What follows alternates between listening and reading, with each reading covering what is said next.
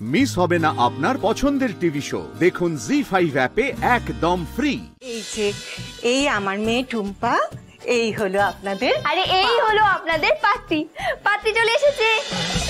এটা হলো শিউলি, আপনাদের মিষ্টি পাত্রী।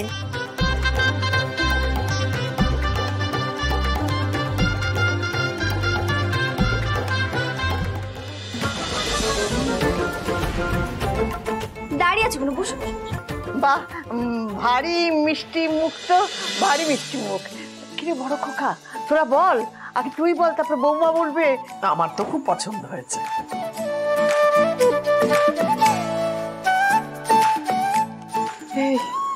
এই সমস্ত কি হচ্ছে রে?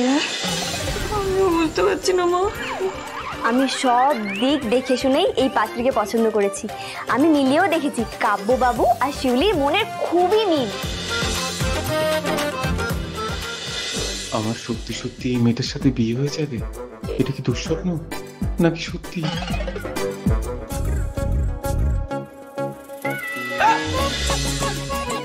কি হলো বাবা?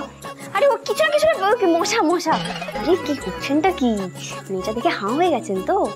বলেছিলাম না ঘটক দিতে পছন্দ, যাতা হবে নাকি? দিতি মা, একবার আয় তো, তোর সঙ্গে খুব জরুরি কথা আছে, একটু আয়। হ্যাঁ মা, আয় একটু শিখিয়ে আয়, একটু আসছি। হায় হায় হায়, কি হলো মা? এই সবে কাজের কথা শুরু হচ্ছিল আর তুমি আমাকে এখানে নিয়ে এলে। কি কাজে? কি কাজের কথা? কি শুরু করেছিস তুই? এই দিদি, তুই আমার বিয়ে দিবি বলে অন্যের কোনো বিয়ে দিচ্ছিস? হ্যাঁ, কি অসভ্য রে তুই। আমি তোর বিয়ে দেব? এটা আমি আবার কখন বললাম তোকে? অদ্ভুত তো। এই অদ্ভুত তো আমার লাগছে। এতগুলো লোকের লুচি ভাজালি, পরিবেশন করালি, সেটা আমার মেয়ের সঙ্গে বিয়ে দেওয়ার জন্য নয়। কার সঙ্গে? শিউলি না বিউলি, তার সঙ্গে বিয়ে দেওয়ার জন্য?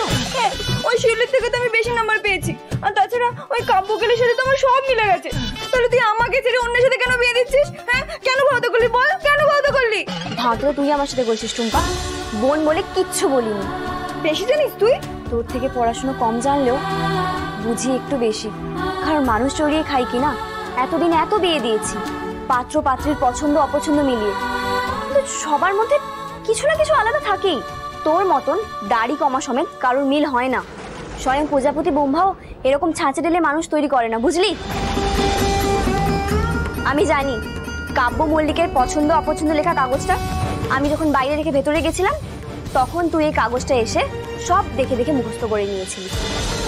কিন্তু আমার একটা প্রশ্নের উত্তর দে দিতি, যদি টুম্পার সঙ্গে ওর না বিয়ে দিবি, তাহলে পরে একটা অন্য লোকের মেয়ে তাকে আমাদের বাড়ি থেকে দেখানোর ব্যবস্থা করলি কেন? কি করবো বলো তো মা? পাড়ার লোকেরা সবাই ঘটকালিও বন্ধ করে দিয়েছে। আর ওই শিউলির বাড়িতে যদি যেতাম, কেউ যদি দেখতে পেতো আমাদেরকে, তাহলে তো এসব ভাঙচিয়ে দিত। রোজগার তো করে খেতে হবে মা, তাই তো এখানে করলাম। আর 2-4টে কুটুম মানুষকে যদি একটু লুচি করে খাওয়াও, তাহলে সেটাতে তো পুণ্যই হলো। আর এই পুণ্যতেই দেখবে টুম্পার জন্য আমরা একটা ভালো বর খুঁজে পাবো।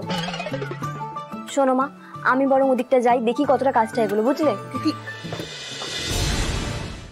জি5 ডাউনলোড করুন আর সব এপিসোড দেখুন একদম ফ্রি।